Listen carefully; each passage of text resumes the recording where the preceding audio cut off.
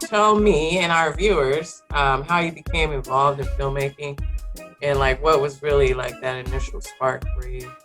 Well, I'll start. My name is Lionel Chapman.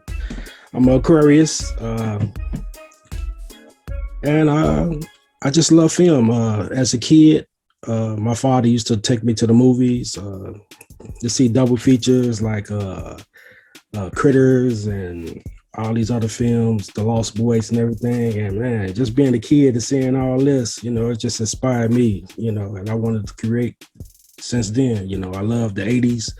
The 80s era I really love, and I want to recreate. It's a lot of originality during that period of time, which I think today slacks. I am Ira Childs. Actually, we kind of have like similar stories. Mine started with the 80s horror, preferably Killer Clowns from Outer Space. That's a cult classic. But it sparked my mind on how clowns were actually on screen, and the makeup, the special effects that they were doing, and all of that jazz. And also, one of my biggest inspirations was watching the quote unquote B, C movies on HBO with my uncle. You know what I mean? That's got my interest a whole lot, and it stopped me from doing a whole lot of different things because, I was interested in this stuff. And so I wind up going to Columbia College, Chicago, graduating class of 2007. And I've worked on some professional shoots, and I've done a lot of independent stuff too. But again, it goes back to that love for the 80s, the practical of the makeup, the stories, the soundtrack. It's just everything about it that, really makes the horror genre, what it is outside of, CGI and all that stuff. We like to talk about a whole lot. The transformation in Silver Bullet, that was just phenomenal. How they created that. And if I'm sure you can find it on YouTube somewhere where they actually break down, the transformation that they did. I just love it. I just recently got into, watching scary movies. I'll be like, I'm not watching them alone, but still, I gotta watch it during the day. And and I know Shaka Khan. I read her book I think it was last year, and she really loved scary movies and just watching them by herself. She said she's fine, and I'm like, ooh, more power to you, sister. But in the theater too, it's a different element. Because I go to the theater a lot by myself. I enjoy it, and I sometimes prefer it because how people are late sometimes, and really like to be there for the previews. Sometimes even before the previews for that. Right. Because you want to get the whole feel. You want to get the whole feel. You want to get all those previews, and some of the commercials are pretty good. Yes. We met through a mutual friend, and we just started from there. We met on a music video. We met through a mutual friend at a video shoot, and it was the summer. And man, we gelled, and we just started, having conversations about film. And then I learned that he loved the 80s, and I was like, hey, same thing here, and we just started from there. December of that year, we was filming our first short film. And like you said, by December of 2015, we were shooting our first short film.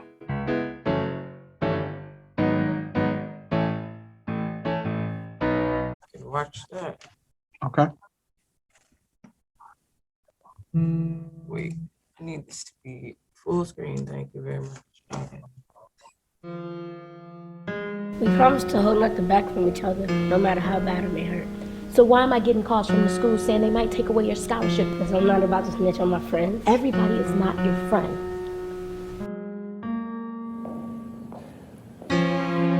What did y'all do? I won't sell anybody out to buy my future. It's called loyalty.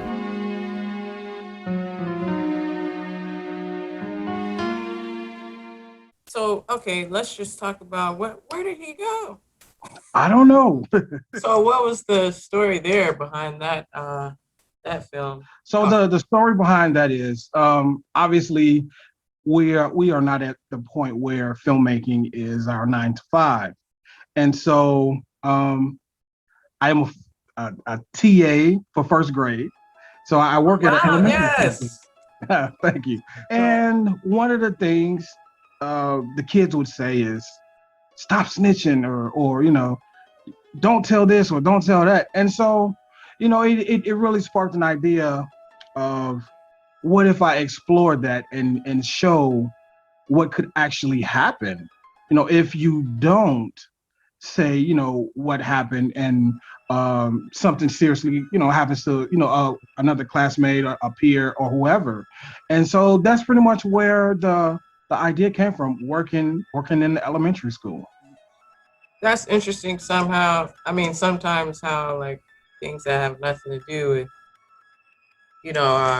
our filmmaking or whatever, and then it just sparks an idea. Mm-hmm. This link here. Oh, there he goes. Come on, brother. It's all good, brother. I won't hold it against you. As far as the merge, how the merge came to be, you guys aren't really brothers, right? No, we're not. We're not. We just got the same love and passion for what we're trying to accomplish and create. Okay.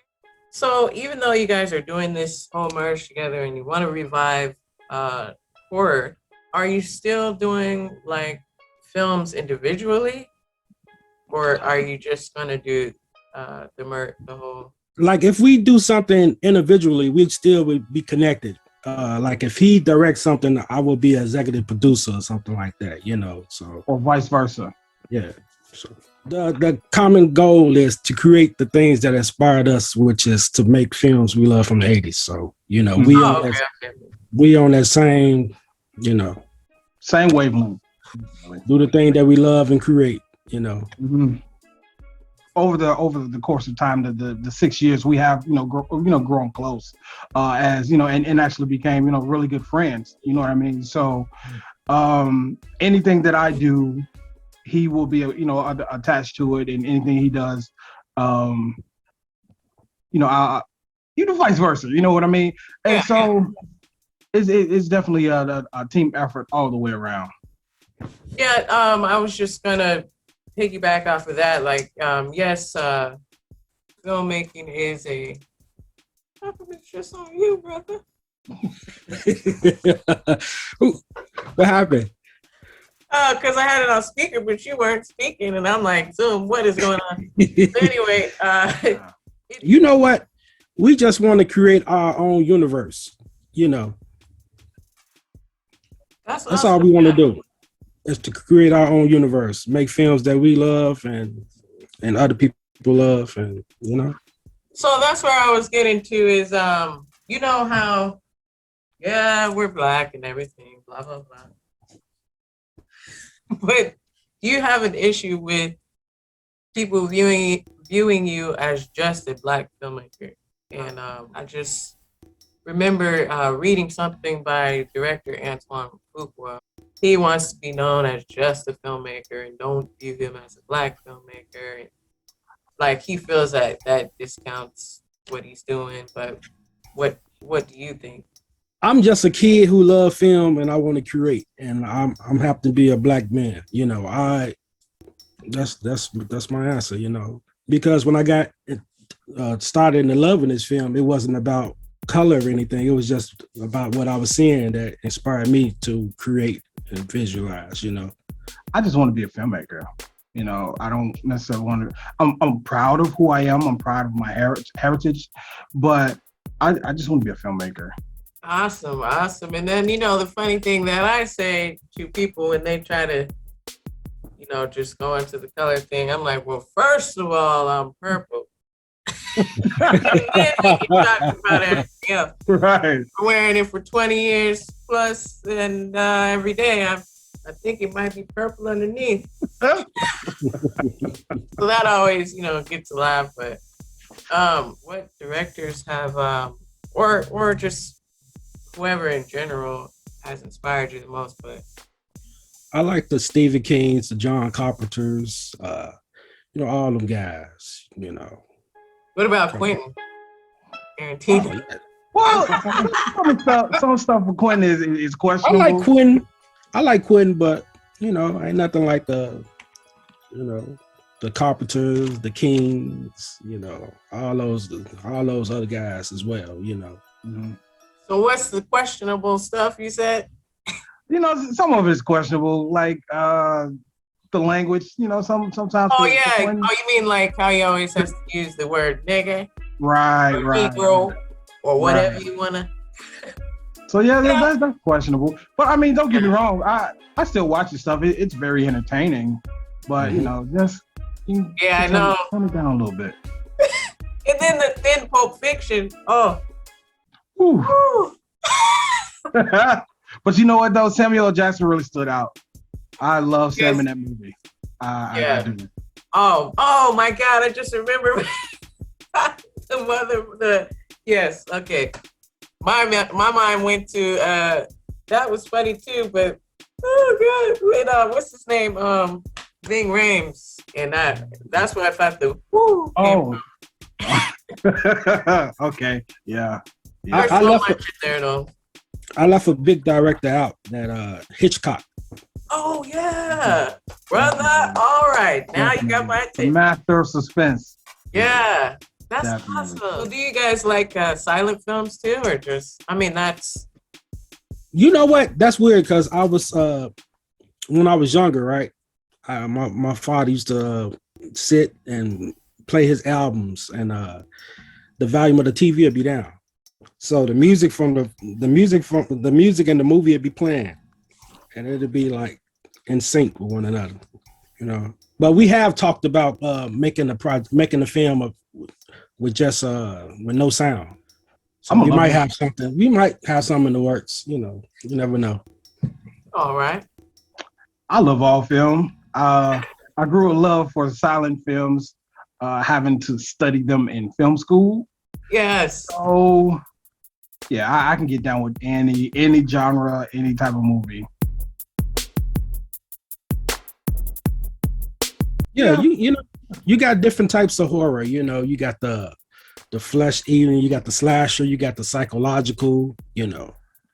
So yeah. So how you guys feel about Jordan Peele? I like Jordan Peele. He got his own style. He got the psychological, make you think a lot. I see Ira has something burning to say. Well, I like that he has his own style. I dislike that he's being labeled like the king of horror. Yeah. I wouldn't put that title on him just yet. You know what I mean? Well, then now you guys, the brothers got a chance to. There you go. Like, hold up, there's some more of us coming. Yes, it is. Yeah. I think he has some pretty cool ideas. I would always definitely go support his films whenever the theaters open back up fully, or even if it comes to direct video. I've already made it to the theater a couple of times. I'm calling. Turn it down just a little. I'm having I just put, of course, my mask on. It's almost over. Mm-hmm. And, yeah, brother, we heard it. We did. We did. It's okay. What sort of impact do you want your films to have on the world, or if any? I think as long as my goal is to leave you thinking, and I definitely want you to keep the lights on. Today's time, you see a movie, you thinking in the middle of the movie, you're thinking about what I'm going to eat, what I want to eat. I want to be able to come home, turn all them lights on. I want to make you feel uneased. That's the goal. I want to make you feel uneased, and I want you to leave the theater talking. I would say the same thing, but I also want to leave that mark of you can do this too. You know what I mean? That kid that just like I was, growing up, late 80s, early 90s. Hey, this is something that's obtainable for anybody coming from, any background. You know what I mean? So definitely want to be an inspiration to the younger generation coming up. In my closing, like they used to say it. Do you guys have any other passions? And as far as the pandemic, how has this helped you or hurt you? And just how are you adapting with changing times? Again, as I said at the beginning, I am a teacher's assistant for first grade, and I am currently pursuing my certificate in order to reach to become a teacher, a full-time teacher. So that would be the passion I have outside of filmmaking. It's just something I kind of fell into, believe it or not. And as far as the pandemic, it kind of slowed us down in the sense of we had Loyalty come out and we were hitting different festivals and getting awards. But one of the main things about being an independent filmmaker is the networking. And we just weren't able to get out and meet different people and use those avenues to take it to the next level. So we've just kind of tucked it in, and we're starting our feature-length script that we wanted to work on together, just to keep busy. And we are slowly but surely getting back to shooting more things. The same thing, just how it affected me as far as building relationships, the up and close. And also things I'm passionate about. Don't laugh at me. I used to sing in an R&B group, so people have been, like you still should do both. You should do both. You can't do both, brother. Hey, hold on. Hey, I'm Purple Reels, but I'm also Purple Funk. Yeah. Let's go, brother. Yeah.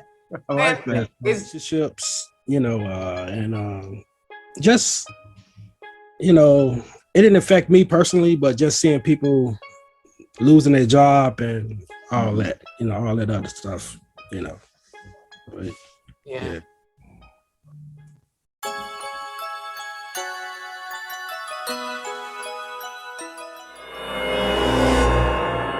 December 27th. You were with a young lady. I don't know anything. Wrong answer.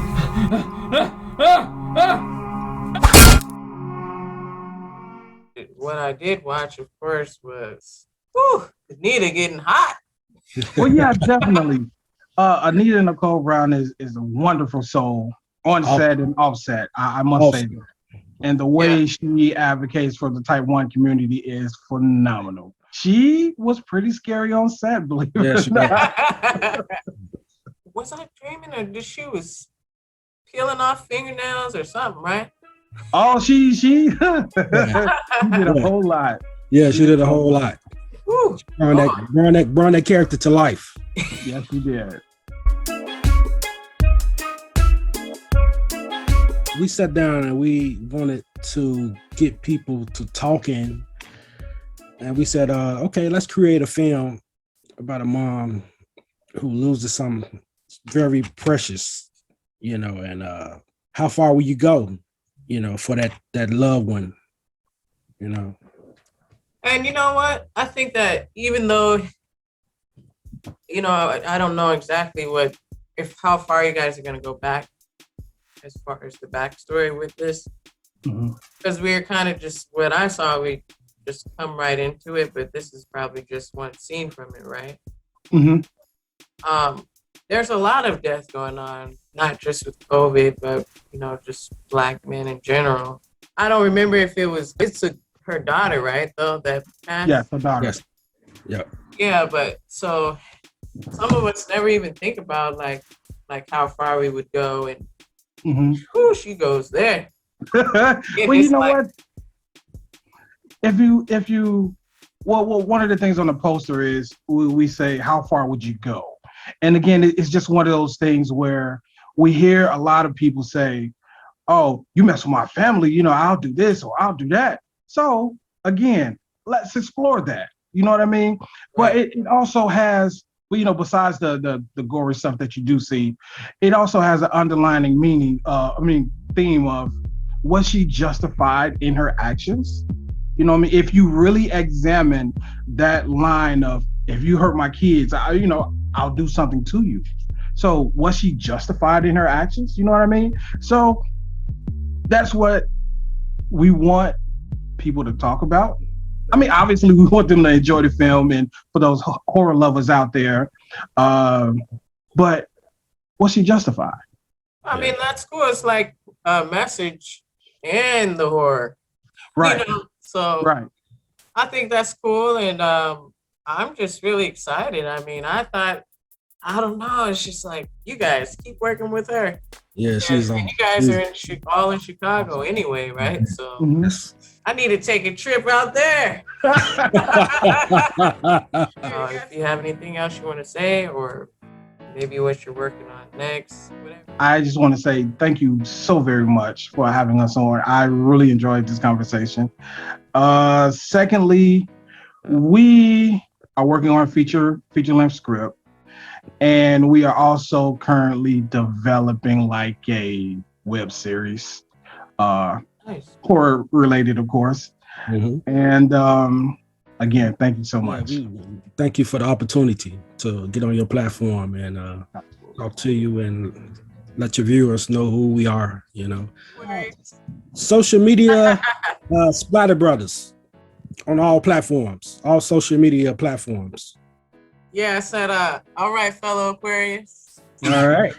And then what's your sign, brother? I am a Scorpio. Oh, you guys are working together? Anyway, on that note, this is actually will be the last show for season 2, so we gotta be like, woo! Thank you. Hey. All right, Chi-Town, have a All good right. day. You too. Purple Rims is watching. Purple Rims is watching. Purple Rims is watching. You know, Purple Rims is watching. Purple Rims is watching. Purple Rims is watching. Because every day